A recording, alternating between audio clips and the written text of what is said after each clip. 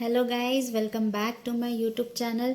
मैं आशा करती हूँ कि आप सभी लोग काफ़ी हेल्दी होंगे, काफ़ी खुश होंगे और कुछ ना कुछ नया ट्राई कर रहे होंगे अपने लाइफ्स को ट्रांसफॉर्म करने के लिए, एक हेल्दी लाइफ जीने के लिए और अपने लाइफ में आगे बढ़ने के लिए या सक्सेसफुल होने के लिए। सो बेसिकली लास्ट वीडियो में हम लोगों ने इंसुलिन रेजिस्टेंस यानी टाइप 2 डायबिटीज़ के बारे में बात की थी और उसी के साथ साथ काफ़ी सारे जो आपके बॉडी में चेंजेस आते हैं जो कि आपको लीड करते हैं ओबेसिटी यानी मोटापे की तरफ। तो वही इंसुलिन रेजिस्टेंस से आज मैं आपके साथ एक स्टोरी शेयर करना चाहती हूँ जो कि मेरे एक क्लाइंट की है और मैं चाहती हूँ कि आप सभी लोग इस स्टोरी से कुछ सीखें और साथ ही साथ में अपने अंदर चेंजेस लाना स्टार्ट कर दें। So basically with her grand मैं आज आपके सामने वो स्टोरी रखने जा रही हूँ। सो बेसिकली एक स्टिग्मा टॉपिक है जिसके बारे में कोई बात नहीं करता, वो है वुमेन्स हेल्थ।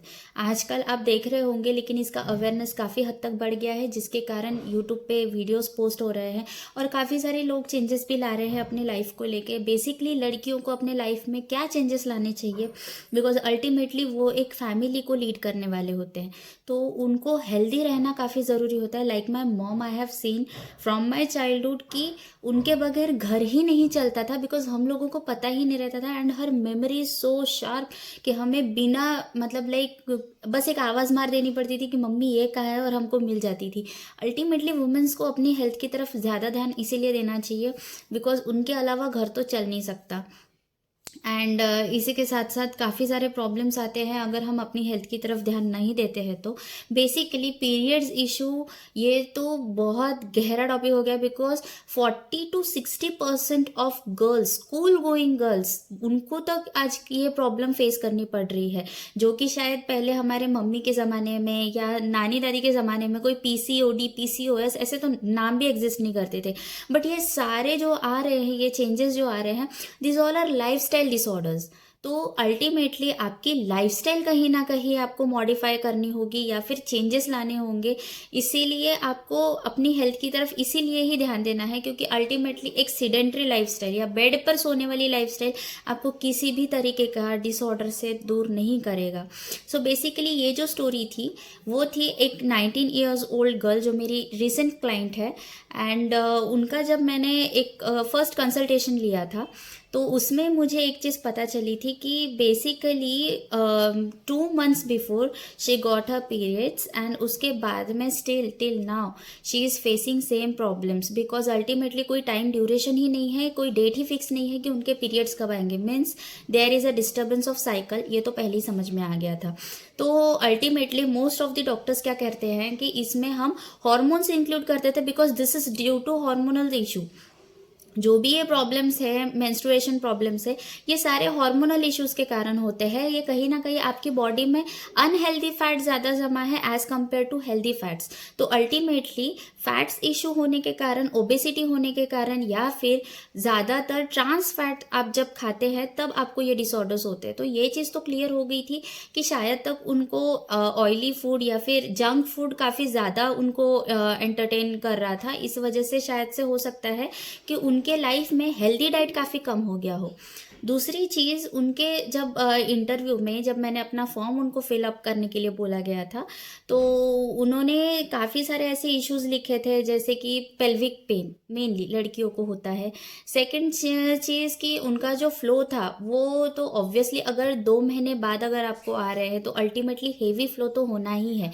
तो वो तो एक चीज़ था ही, लेकिन हर flow was a liquid flow without any clots. So this is also one of the problem we can say because ultimately जब आपका पूरा यूट्रस क्लीन होता है तो उस टाइम पे पूरे क्लॉट्स, पूरे जो कुशन होता है, कुशन निकल जाता है। एंड अगर मैं ये कंसिडर करूँ तो हो सकता है कि उनका बॉडी टेम्परेचर भी शायद ज़्यादा हो, नॉर्मल से थोड़ा लिटिल ज़्यादा। उसके साथ साथ अगर हम देखें काफ़ी सारे इश्यूज, तो हर voice was like some manly voice.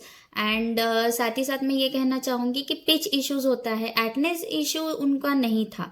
Like अगर मैं कहती हूँ कि उनका हार्मोनल इशू अगर है तो हार्मोनल इशू में एक्ने प्रॉब्लम्स काफ़ी ज़्यादा होते हैं एंड साथ ही साथ में बाकी डिसीज एंड डिसऑर्डर्स भी मोस्ट फ्रिक्वेंटली होते हैं, लेकिन उनके केस में एक्ने इश्यूज नहीं थे। साथ ही साथ में हेयर फॉल तो ultimately will show you a protein problem, कि आपके बॉडी में प्रोटीन की कमी है, उस टाइम पे भी आपको हेयर लॉस तो फील होगा ही होगा। एंड साथ ही साथ में जब आपके बॉडी में ट्रांस फैट जमा हो जाता है तो उस टाइम पे भी आपको हेयर फॉल इश्यूज मिलते हैं। तो साथ ही साथ में कुछ ऐसे लिखते हैं। और जैसे हम देखते हैं कि पीसीओडी या पीसीओएस में रैपिड वेट गेन होता है, लेकिन इनके केस में ग्रेजुअल वेट गेन था। ग्रेजुअल मीन्स एक साथ में उनका वजन नहीं बढ़ा, यानी ये जो इनका डिस्टरबेंस था ये सिर्फ 2 या 3 सालों का नहीं था, ये काफ़ी पहले से चलता आ रहा था।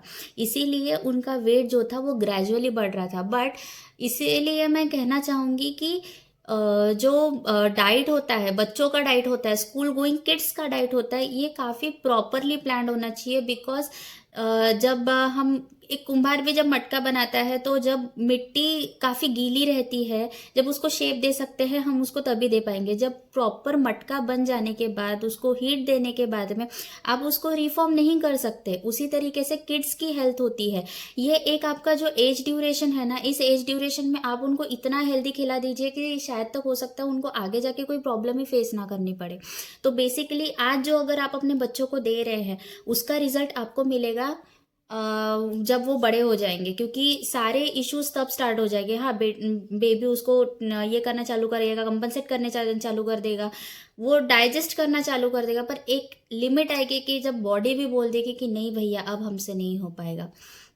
तो अल्टीमेटली ये सारे जो सिम्टम्स थे जो मैंने अभी डिस्क्राइब किए थे, कि जिस तरीके से उनका ग्रेजुअल वेट गेन हो रहा था, उनको हेयर फॉल हो रहा था, लिक्विड फ्लो था, एंड काफ़ी ज़्यादा उनको गैप हो रहा था पीरियड्स में, एक्ने इश्यूज तो नहीं था, बट अल्टीमेटली ये सारे जो सिम्टम्स होते हैं ये काफ़ी ज़्यादा हमें अभी लगता है कि ये ठीक हो जाएंगे, या फिर हमको ऐसा लगता है कि शायद तक इसका ट्रीटमेंट लेना, क्योंकि इसका ट्रीटमेंट 2 से 3 महीने तक चलता है तो कंसिस्टेंसी बनी नहीं रहती है। तो अल्टीमेटली प्रॉब्लम ऐसा होता है कि हम गिव अप कर देते हैं।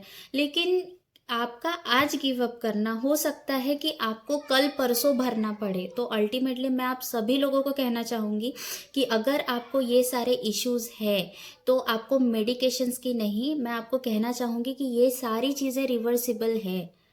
हाँ, ये सारी चीज़ें रिवर्सिबल है अगर आप अपनी हेल्थ की तरफ प्रॉपर ध्यान देते हैं। तो ultimately I am a health coach and I am also taking such clients, but I never recommend them medicine, because मैं खुद as a physiotherapist, as a health coach, as a pilates expert, मैं बिल्कुल नहीं चाहूँगी कि मैं अपने किसी क्लाइंट को मेडिकेशन से ठीक करूँ, because I know that our body has wonderful power to heal themselves. And इसके लिए आपको कुछ नहीं, एक एक्सरसाइज तो एक पिलर है, साथ ही साथ में उसका जो सपोर्ट सिस्टम है यानी करण अर्जुन। तो आपका जो एक्सरसाइज पार्ट है वो हो गया आपका करण, और अर्जुन होता है आपका फुट पार्ट।